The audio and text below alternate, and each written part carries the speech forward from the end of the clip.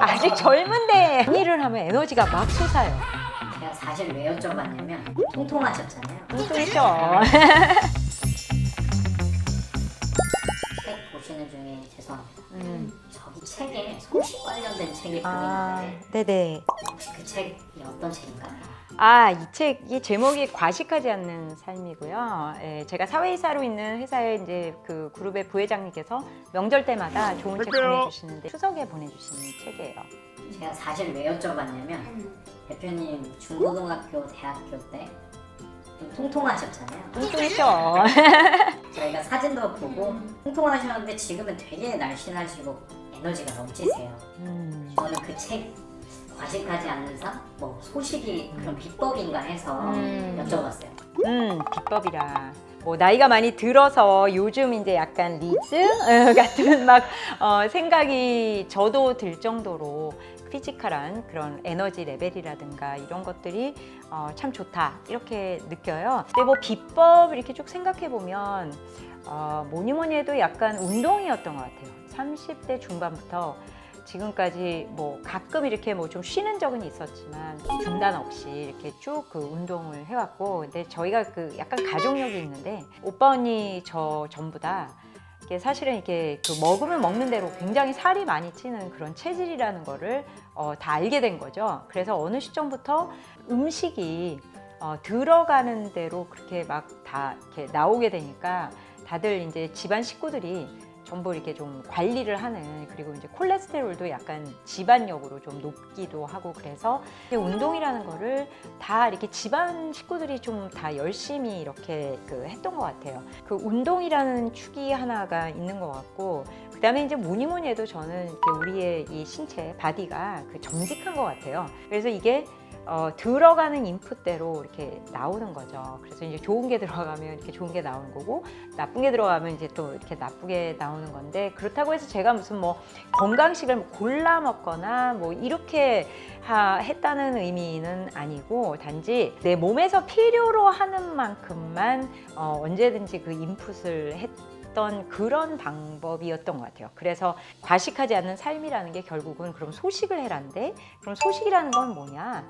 뭐 남들이 물어봤을 때 뭐 다이어트 비법이라고도 할 수 있지만은 기본적으로 저는 제가 배가 고프지 않으면은 먹지 않는다. 약간 뭐 이런 원칙으로 지금까지 이렇게 쭉 그 지내온 것 같아요. 네.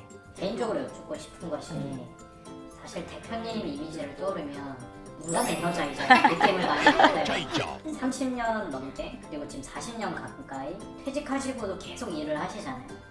근데 저도 이제 10년 가까이 일을 하고 있지만 좀 힘들어 죽겠어요. 아직 젊은데. 저는 대표님의 그 에너제틱한 삶을 만들어줄 비법이 혹시 또 있으신지 궁금합니다. 그러니까 에너지라는 게 꼭 그런 뭐 피지컬한 그런 에너지뿐만 아니라 저는 이 생각의 에너지도 굉장히 중요한 것 같아요. 그래서 이제 뭐 지금 비법이라기는 좀 뭐하지만 어쨌든 이렇게 그 신체적인 에너지를 위해서는 아까도 제가 말씀드렸지만 이렇게 운동이라는 축은 되게 중요한 것 같아요. 예, 그래서 결국은 그래서 이 운동이라는 거를 자기의 삶에서 이제 좋은 습관으로 만들어가는 게 이제 가장 핵심인 것 같고요. 그다음에 이제 두 번째는 아까 제가 이제 뭐 몸이 원하는 만큼만 이렇게 집어넣는다 그랬잖아요. 그래서 이제 결국은 포식이라는 그런 건데, 우리도 왜 과식하게 되면 몸이 이제 더부룩하고 되게 늘어지고 이런 느낌 있잖아요. 에너지 그리고 생각도 이렇게 속이 약간을 비고 조금 허기졌을 때 이렇게 생각도 더 잘 되는 것 같거든요. 그래서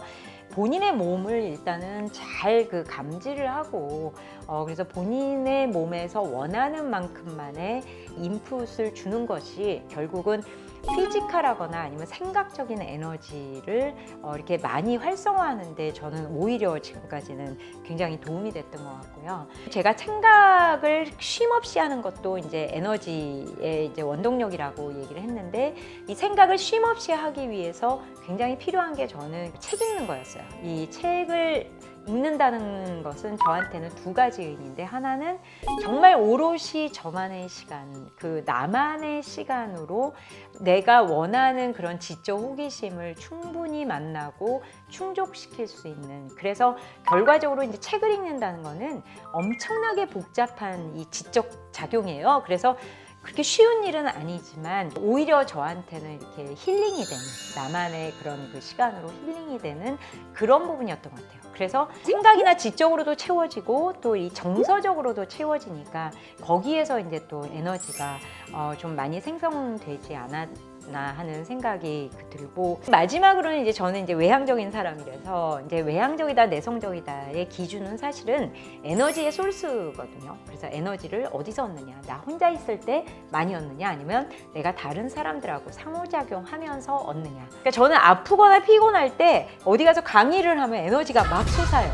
뭔가 다운되고 힘들다 할 때 마음 맞는 친구들을 만나거나 이렇게 얘기할 수 있는, 대화할 수 있는 사람을 만나서 대화를 하면 에너지를 얻는 거죠. 그래서 이런 사회적인 네트워킹을 끊임없이 하는 것, 이런 것들도 저는 저의 에너지의 원천이 되어 오지 않았나 그렇게 생각을 합니다. 또 여쭤보고 싶어요.